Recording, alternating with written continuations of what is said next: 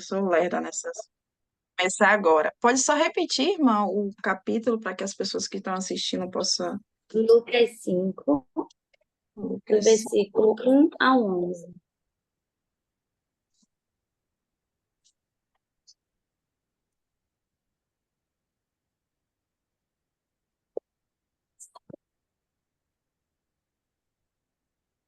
Posso iniciar a leitura? Pode. Certo dia, Jesus estava perto do lago de Genezaré. Em uma multidão o cumpria de todos os lados para ouvir a palavra de Deus. Viu, à beira do lago, 2 barcos deixados ali pelos pescadores, que estavam levando suas redes.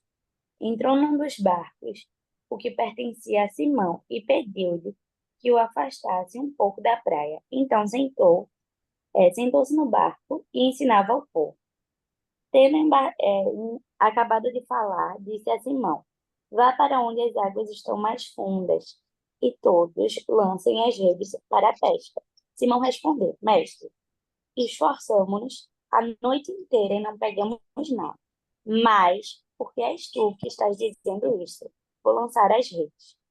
Quando fizeram, pegaram tal quantidade de peixe que as redes começaram a rasgar. Então, fizeram sinais com seus companheiros no outro barco para que viessem ajudá-los. E eles vieram e encheram ambos os barcos a ponto de começar a afundar. Quando Simão Pedro viu isso, prostrou-se aos pés de Jesus e disse: Afasta-te de mim, Senhor, porque eu sou um homem pecador. Pois ele e todos os seus companheiros estavam perplexos com a pesca que haviam feito, como também Tiago e João, filhos de Zebedeu, sócio de Simão. Jesus disse a Simão: Não tenha medo agora. Agora em diante você será pescador de homens. Então, arrastaram os seus barcos para a praia e deixaram tudo e o seguiram. Eu queria trazer aqui um pouco o, o Pedro da Bíblia, né? Porque essa é uma passagem muito interessante. Eu queria levantar alguns pontos dela. No versículo primeiro, não, na verdade, no versículo segundo, ele inicia dizendo que viu Jesus à beira do lago, 2 barcos. Isso mostra que Jesus ele estava em uma certa distância desses barcos e ele acabou avistando o barco onde tinham esses homens. E não era algo a ser visto, porque tem muitas pessoas querendo falar, se comunicar com ele dentro da praia. Tem muitas pessoas que queriam ser vistas por Jesus naquele momento. Mas Jesus, ele viu Pedro, ele viu as pessoas que estavam no barco de Pedro e se dirigiu até lá. Isso muito me traz a memória de que Deus nos enxerga, Jesus, ele nos vê. Então, mesmo em meio a uma multidão, mesmo em meio a muitas coisas que estão acontecendo na nossa vida, no nosso dia a dia, Jesus, ele nos enxerga, Jesus, ele nos vê mesmo em meio a diversas circunstâncias, mesmo se você estiver longe dele, ele vai lhe enxergar. Outro ponto que eu queria levantar está no versículo 5, que ele fala que Simão respondeu: Mestre, esforçamo-nos a noite inteira e não pegamos nada. Mas, porque és tu que estás dizendo isso, vou lançar as redes. A gente às vezes se atém a não fazer algo que Deus nos manda, porque a gente pensa, não, mas eu já fiz isso e não deu certo. Mas eu achei muito interessante o fato que Pedro, ele enxerga que Jesus era soberano, Jesus era Deus, e ele fez mesmo assim, porque ele acreditava naquilo que Jesus estava mandando e fez. Ele estava disponível, ele se colocou disponível para o que Jesus queria fazer naquele momento. E essa disponibilidade de Pedro fez com que as redes quase se rasgassem, é, com a quantidade de peixes que foram pescados naquele momento. E se a gente for parar para analisar esse texto a fundo, com essa quantidade de peixe que eles pescaram, Pedro estaria rico. Ele venderia peixes de uma tal maneira assim que ele teria dinheiro para sustentar a vida dele inteira. Mas, mesmo ele vendo a quantidade de peixe e é, como eu posso falar? E junto a isso, também ver a quantidade de dinheiro que ele ia conseguir com essa pesca, mesmo assim, ele largou tudo e todos aqueles que estavam no barco largaram tudo e seguiram Jesus. Então, ver a disponibilidade de Pedro em aceitar o chamado de Jesus, de não ser mais pescador de peixes, mas pescador de homens, é algo surreal. Será que se a gente parar para analisar a nossa vida, a gente largaria tudo que a gente recebeu para seguir Jesus dessa forma tão radical que Pedro fez? Porque ele largou tudo, ele tinha a vida dele, depois dessa pesca feita. Ele ele iria se sustentar tranquilamente apenas com essa pesca, de encher 2 barcos. Isso era muita coisa. Então, essa disponibilidade, esse jeito radical de Pedro é algo de se admirar. Mas eu também queria trazer para vocês outra perspectiva de Pedro.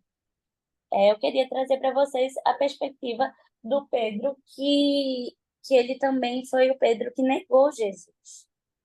Ele foi o Pedro que, quando Jesus estava sendo crucificado, no seu momento de maior vulnerabilidade, Pedro negou Jesus e disse que não conhecia Jesus por 3 vezes. Mas quando Jesus ressuscitou, na mesma praia que Pedro foi chamado, Jesus encontrou com ele e o perdoou novamente. Então, o Pedro, apesar de Pedro ter sido um simples pescador, Jesus o chamou. Apesar de Pedro ter o negado 3 vezes, Jesus o perdoou. Pedro, pecador, pregou para uma multidão onde mais de 3.000 pessoas se converteram após a ressurreição de Jesus e após Jesus ter voltado aos céus. Ele pregou para uma multidão de mais de 3.000 pessoas se converteram. Tem essa estatística de 3.000 pessoas porque geralmente se contabilizava os homens na época, não contabilizava crianças nem mulheres. Então, era uma multidão gigantesca. E Pedro, ele foi usado para pregar nessa multidão e mais de 3.000 pessoas se converteram. Isso é muito poderoso. Ver o homem que foi chamado, que era um simples pescador, que a pesca naquela época não era uma profissão tão bem vista. Um homem que foi o mesmo que negou Jesus e o mesmo que Jesus o perdoou, né? Então, tem essa visão de Pedro é algo muito fantástico, assim, e onde a gente pode se colocar, porque a gente acaba fazendo isso com Deus nos nossos dia a dia, no nosso dia a dia. Quantas vezes não negamos a Deus? Não digo apenas no falar de negar a Deus, mas no negar a comunhão com Ele, de negar o nosso tempo com Ele, de negar muitas vezes por coisas banais do dia a dia, sabe? Então, a gente acaba julgando Pedro, de certa forma, por ter negado Jesus em seu momento de maior vulnerabilidade, mas a gente também faz isso, porque Deus ele está de braços abertos para nós o tempo inteiro. Mas às vezes a gente também não não enxerga, não vai ao seu encontro. E eu queria também ressaltar, né, que Pedro ele foi um homem relevante, apesar dos pesares na sua geração. Ele começou a implantação da igreja primitiva. Eu também queria trazer outra perspectiva de uma pessoa que não era tão radical quanto Pedro. Eu queria trazer a perspectiva de Moisés, que está lá em Êxodo 4, 10 ao 14. Se vocês puderem abrir.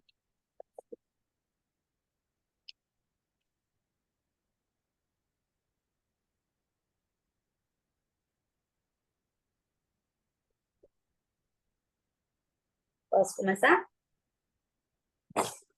Vamos lá. Disse, porém, Moisés ao Senhor: Ó Senhor, nunca tive facilidade para falar, nem no passado, nem agora que falastes ao teu servo. Não consigo falar bem. Disse o Senhor: Quem deu boca ao homem, quem fez o surdo ou mudo, quem lhe concede a vista ou torna o cego. Sou eu, o Senhor? Agora, pois, vá, eu estarei com você, ensinando-lhe o que dizer. Respondeu, porém, Moisés: Ah, Senhor, peço que envies outra pessoa. Então o Senhor se irou com Moisés e lhe disse: Você não tem o seu irmão Arão, o levita? Eu sei que ele fala bem. Ele já estava vindo ao seu encontro e se alegrará ao vê-lo.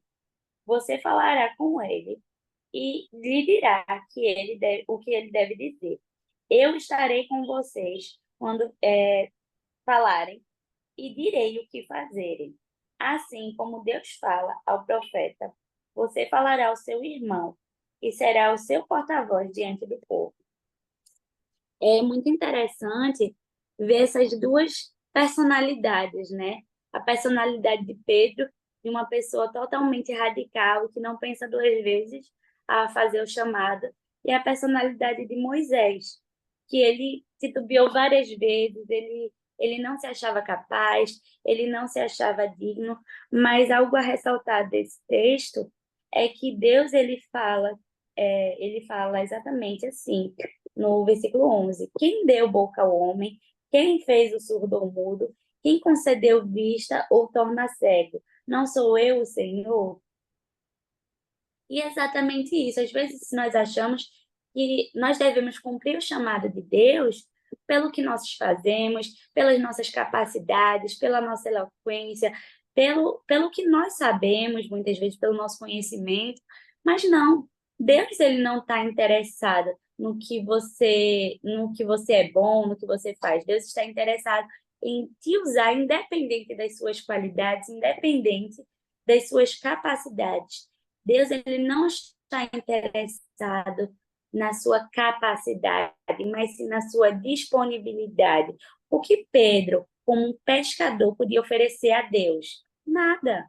Pedro não tinha nada a oferecer a Deus.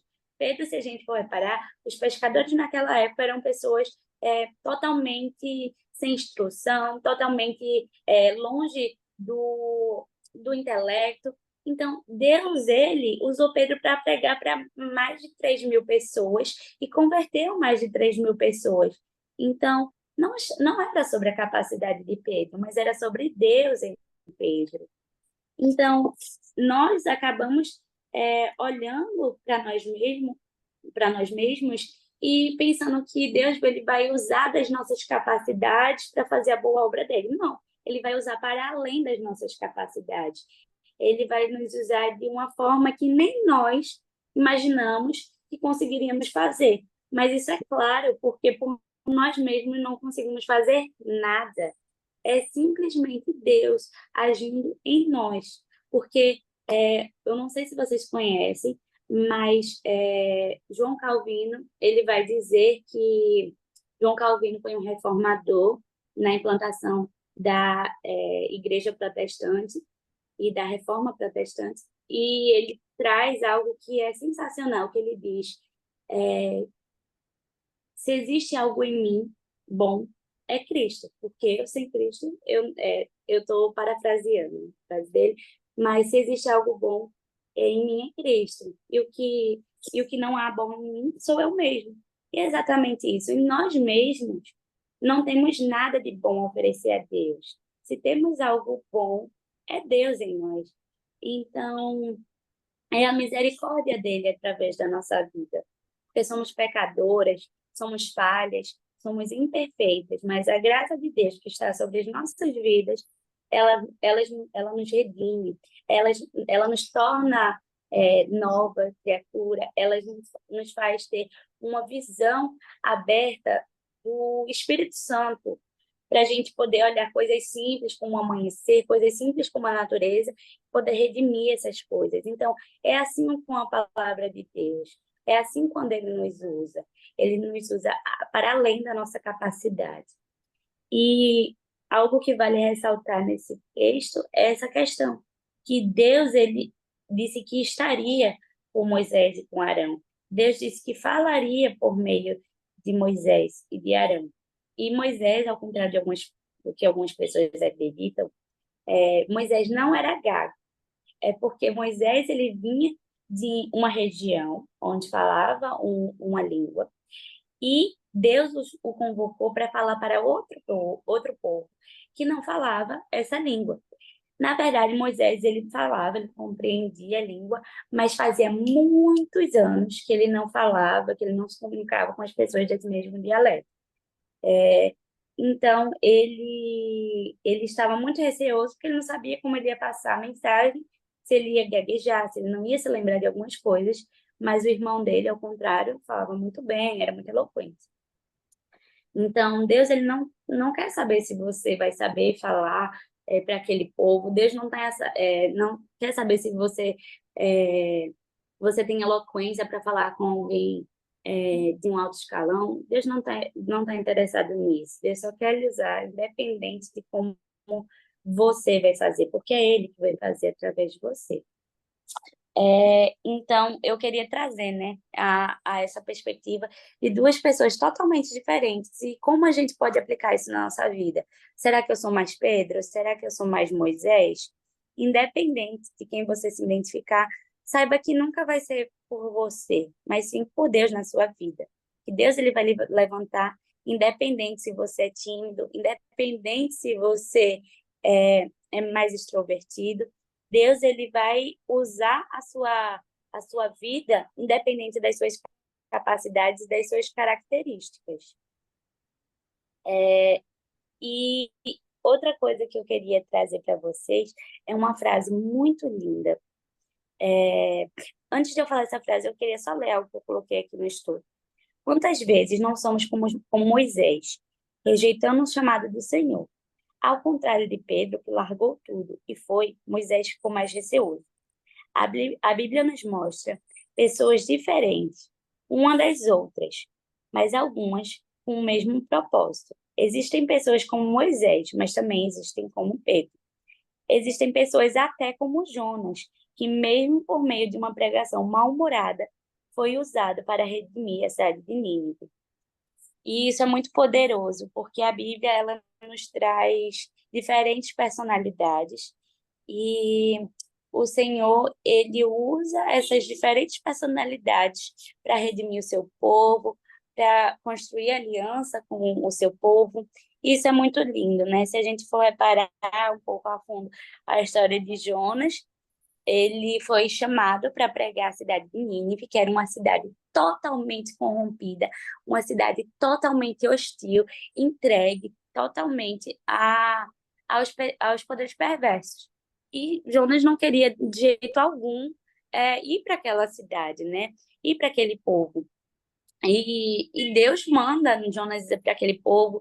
Jonas, ele foi teimoso, ele não quis ir, e Deus, ele mesmo assim insiste ao ponto de Deus castigá-lo, botar ele para pensar um pouquinho dentro da barriga de um grande peixe. E Jonas, mesmo sem querer, ele vai. E por meio dessa pregação, tanto mal-humorada, sem vontade, uma cidade é redimida. Então, quando Deus quer fazer, ele faz, independente se você vai falar bem, se você vai falar bem-humorado, mal-humorado, ele vai fazer. Isso só reforça que nada é sobre nossa capacidade, nada é sobre o nosso querer, mas sim está em Deus, né? Porque dele está o querer e o efetuar. É, e eu queria trazer para vocês também uma frase, que essa frase ela é muito impactante. A frase é a seguinte: que o cordeiro receba a recompensa pelo seu sacrifício. Essa frase, ela surgiu através de uma situação muito poderosa e muito impactante, que foi a seguinte: existia um grupo de cristãos, eu acho que foi logo após a Segunda Guerra Mundial, é, lá na Inglaterra.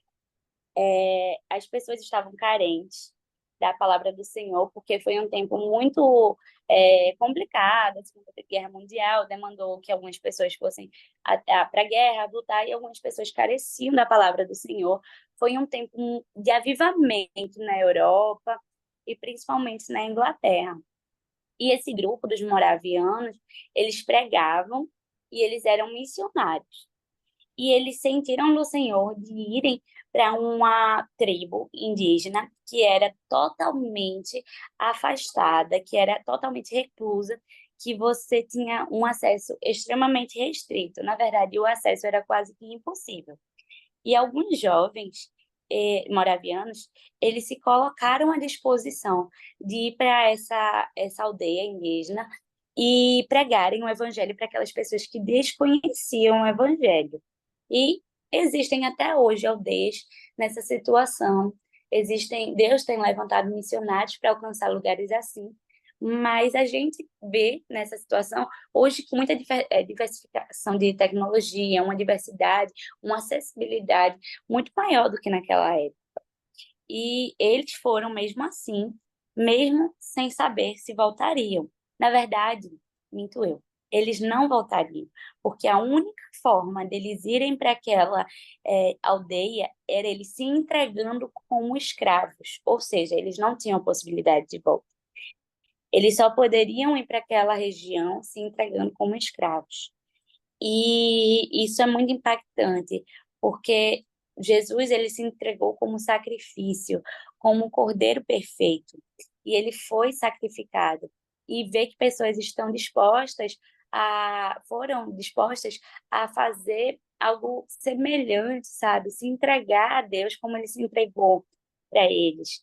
Então, foi algo surpreendente. Eles se entregaram, os jovens, como escravos, sem pretensão de volta, sem rever sua família, mas para cumprir o chamado que Deus ordenou para eles. Isso é poderoso demais. E antes de eles irem, as últimas palavras dele para se despedir das pessoas foi essa frase: que o cordeiro receba a recompensa pelo seu sacrifício. Isso é muito lindo. E e a gente fica pensando, né? Será que o Cordeiro tem visto em nossas vidas uma forma de recompensa pelo seu sacrifício? Não estou fazendo uma comparação com aqueles homens, com aqueles jovens, com os missionários, mas trazendo para a nossa realidade, dentro das nossas casas, dentro dos nossos contextos. Será que Deus tem se agradado do nosso serviço, seja no nosso lar, seja na igreja, seja no seu trabalho, seja eu na faculdade? Será que Deus tem visto em mim uma recompensa agradável a Ele pelo seu sacrifício? Eu acho que é algo que a gente precisa refletir. E isso foi uma pregação do culto dos adolescentes lá na igreja. Ele trouxe essa mensagem e foi algo que matutou tanto na minha mente que eu acho que essa mensagem deveria ser propagada. Eu pensei em trazer, né, uma frase diferente, uma mensagem diferente a respeito dessa frase, mas foi algo que ficou tanto na minha mente, eu meditei tanto nisso, que eu acho que ela deveria ser pregada como foi para mim, sabe? Então, é algo muito poderoso a ser refletido, né? E eu acho que é algo que a gente nunca deve parar de refletir, porque isso que faz a gente recalcular nossa rota, a gente não esfriar, a gente não acabar se orgulhando muitas vezes pelo nosso serviço, mas simplesmente dar a recompensa agradável a Deus pelo sacrifício dele, né? Então acho que é uma frase que deve seguir conosco na nossa caminhada cristã, né? Será que nós temos sido uma recompensa ao sacrifício de Jesus?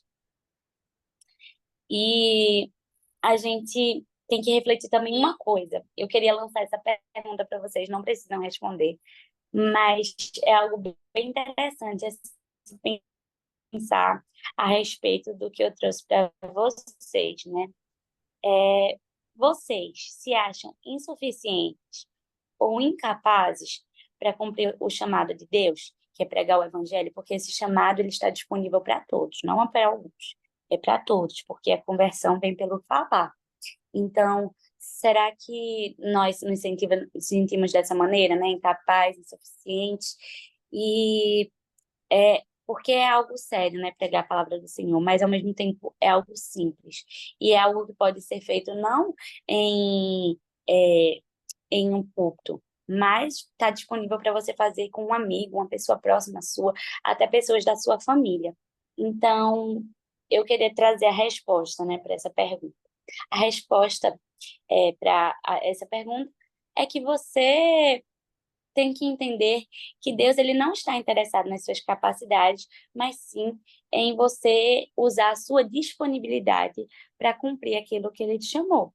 Seja você falar para sua família, no seu trabalho, e independente de onde for, que a palavra seja propagada, que isso suba aos céus como uma recompensa ao Cordeiro pelo seu sacrifício.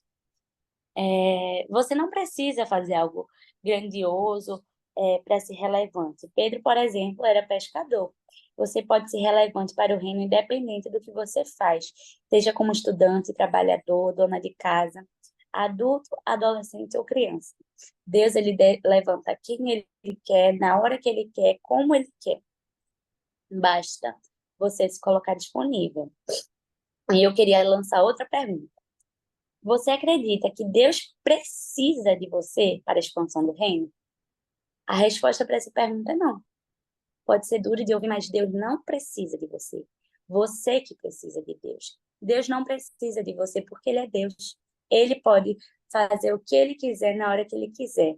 Mas Ele é um Deus tão grandioso e tão bondoso que Ele quer que você participe da obra redentiva dele. Ele quer que você participe pregando o evangelho expandindo o reino. Não porque Ele precisa, mas porque isso é um privilégio que ele nos dá. Porque por ele poderia se revelar a cada uma das pessoas que não o conhecem. E essas pessoas iriam crer, porque a graça dele é irresistível. Então, Deus, ele quer que você participe, porque isso é um privilégio, isso é uma bênção você poder ser partícipe na obra do Senhor. Então, a resposta é não. Você não é insubstituível. Ele te dá o privilégio de ser partícipe na sua obra redentiva, para pregar o evangelho e expandir o reino, e ser relevante para Deus é um privilégio. Afinal, se você não for, tem quem vá. Se você disser não ao chamado, se, por exemplo, Pedro dissesse não ao chamado dele, Deus levantaria outro. Se Moisés dissesse não ao chamado dele, Deus levantaria outro. Não é por causa de você que a obra do Senhor não vai ser feita. Não, a obra do Senhor vai ser feita independente de você, mas Ele quer que você seja partícipe nessa obra. Ele quer que você sinta esse prazer e esse amor de servir a Ele, de amar a Ele, porque existe uma linha muito tênue entre você servir e amar. Você pode servir sem amar, mas se você ama, você não consegue ficar parado, você não consegue não servir. Então, a gente precisa olhar muito para isso, a gente precisa olhar muito para essa perspectiva de Deus não precisa de mim, mas Ele quer, se Ele me chamou é porque Ele quer que eu seja usado. Então, toda vez que você tiver um chamado do Senhor, toda vez que Deus lhe convocar para algo, algo que Ele já chama, né? Porque pregar o Evangelho está na palavra e precisamos fazer isso, independente se Ele se revelar a você de maneira pessoal, mas se Ele se revelar para você de maneira pessoal, que você entenda que Ele não está interessado necessariamente em você e na sua capacidade, mas em te levantar e você ser partícipe disso.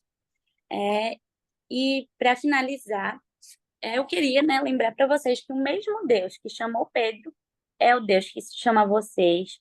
Pedro era pecador, falho como nós, mas a diferença é que Deus disse sim para o chamado de ser relevante nesse meio. Pedro disse sim ao chamado para pregar o evangelho, para expandir o reino, independente das suas capacidades. E você, né? Tem dito sim para esse chamado que Deus tem colocado, o chamado esse que está disponível para você desde o início, porque é algo que está na palavra. Deus, ele não está olhando nossa capacidade, Deus está olhando nossa disponibilidade.